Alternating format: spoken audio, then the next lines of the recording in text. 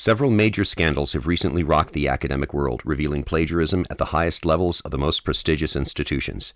While instances of plagiarism appear to be an individual issue, the phenomena could be the symptom of a much larger issue, the ideological capture of the institutions themselves, allowing infractions by the right people or unscientific writings with the right ideas to be ignored or even promoted. This ideological capture was demonstrated in the grievance studies affair, but since little has been done to examine the connections of those involved in the publication process, despite the fact that this ideological enforcement must come from individuals, people with names, networks, and long records that can be examined. This investigation targeted the authors of and special editor involved in the retraction review process of an article that we believe ideologically weaponized use of the term conspiracy theory to have the effect of limiting discourse and casting doubt on a matter central to understanding the 21st century leftist movement and its roots. CIA was readying publication of International Castrochavismo, a book detailing Venezuela and Cuba's international influence efforts, and had even created detailed network activity maps using the data therein, clearly demonstrating that an international network operating to advance the agendas of Venezuelan and Cuban intelligence clearly exists. Indeed, this idea is freely discussed throughout South America.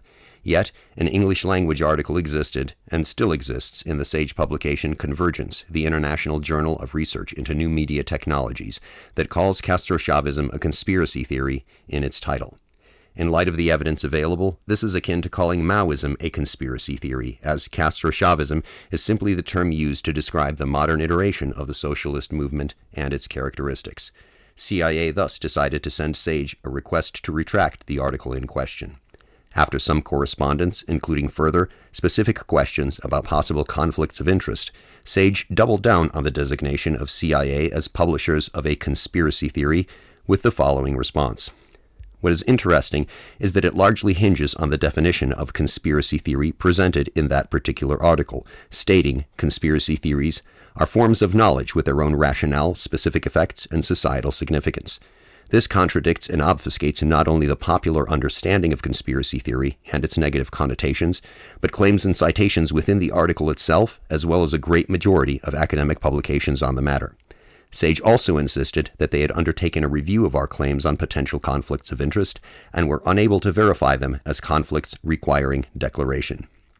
Interestingly, and very relevant to the matter, was SAGE's retraction of 3 articles as a result of an author failing to disclose connections to the Lozier Institute. CIA asked, if that simple affiliation can be academically damning, what of the existing and demonstrable conflicts of interest that may exist, which SAGE feels do not deserve a declaration?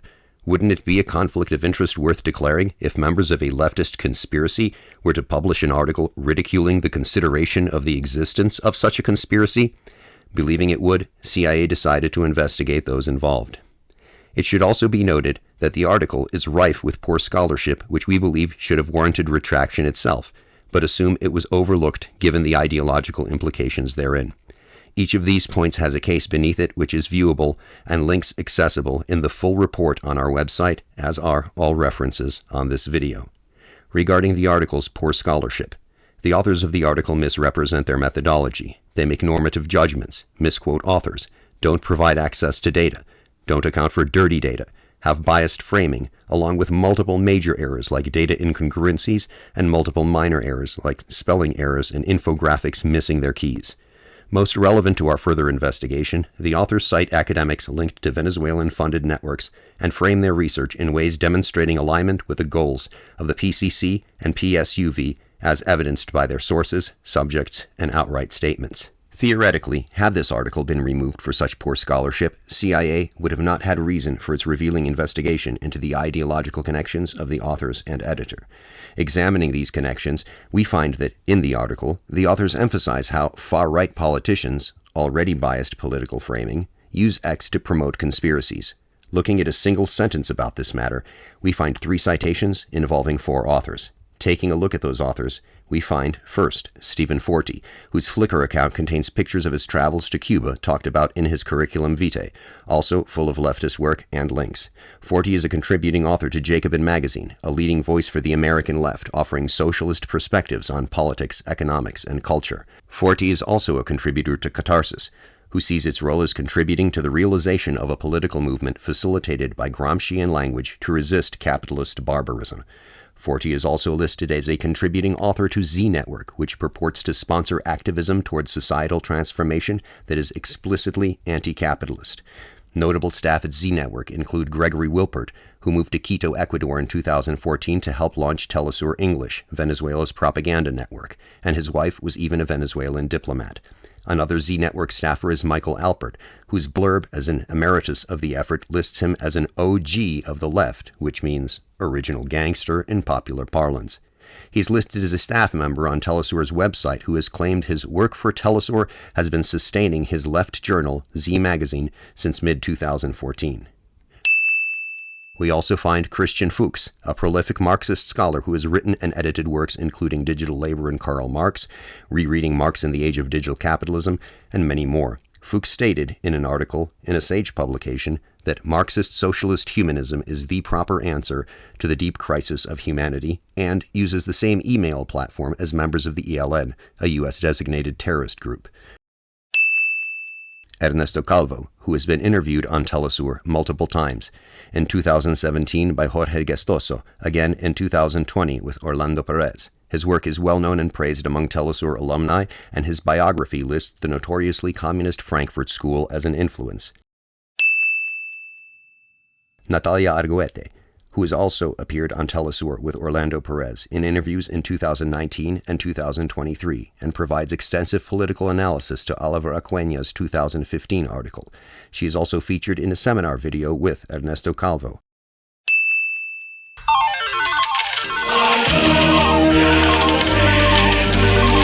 All four authors cited in a single sentence are clearly identified as not only being in the socialist camp, but having ties to Venezuela itself, often as direct contributors to their political propaganda projects. Yet, they have been used in an article essentially calling the idea of Venezuelan influence a ghost and juxtaposed it with QAnon. And now to Theani Oliveira, the presumed special editor Sage relied upon to make their judgment. We say presumed because they did not name her as the member of the review board explicitly, but claimed they deferred to an expert, and she was the only member of the reviewers who had a history of publishing about Latin American issues. Despite individual elements not carrying much significance, we believe that in the examination of Oliveira's entire body of work, a fact pattern emerges that disqualifies her as an objective assessor of Guerrero Castro and Jarapa Berrios' article and indicates a worldview aligned with the socialist goals of Venezuela and Cuba, providing not just a bias but incentive to overlook relevant shortcomings. Of her indicators of leftist political bias are expressions of affinity to the socialist theory of Karl Marx. On July 9, 2020, she live-streamed an event about popular education with several other known leftists, highlighting and invoking the importance and timeliness of Latin American intellectuals and Marxist classics, including Freire, José Carlos, Gramsci, and of course, Karl Marx himself. Expressions of affinity to the socialist theory of Leon Trotsky in an article on funding agendas in the Global South, itself a Marxist term used to refer to what they see as potentially revolutionary nations to align against the Western democratic order. She quotes and cites Anivas and Matin from a book touted as bringing Trotskyist insights into the field of international relations. In the same publications, she and her co-authors cite another quote from an article by Buron, from an article that ends with an homage to Italian communist Antonio Gramsci.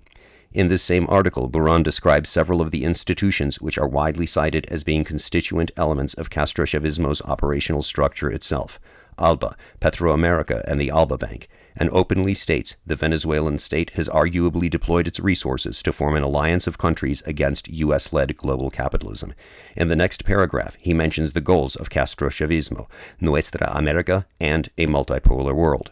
This demonstrates Oliveira's affinity for citing authors directly discussing 21st century socialist ideology, which itself is Castrochavism operationalized. So much for conspiracy theories, right? Even more directly relating to Venezuelan policy itself are Oliveira's references to the motors of socialism, which the Venezuelan Socialist Party, the PSUV, promoted as 5 policy platforms, described as motors which they claimed would help them to recreate Venezuelan society along socialist values and principles and reshape international relations into a multipolar world order. Her references include the Morals and Light and Explosions of Communal Power motors. Oliveira also argues for the politicization of science, promotes the redistribution of wealth, and the ending of meritocracy, specifically in academic institutions.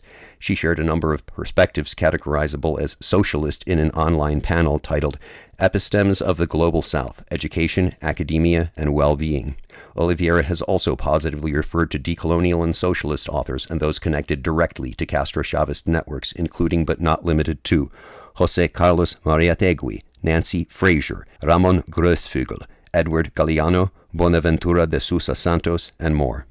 In light of all this and much more we cannot share here due to time constraints, but is available on our website, it is our contention that Diani Oliveira is not able to be an impartial assessor to the claims made for the retraction of the Convergence article, You, the readers, will complete the list, the Castrochavismo conspiracy theory, and that the connections and works of the authors cited and Dr. Oliveira more than constitute declarable conflicts of interest in relation to an article that ideologically weaponizes the term conspiracy theory in relation to naming the networks they have apparent sympathies for.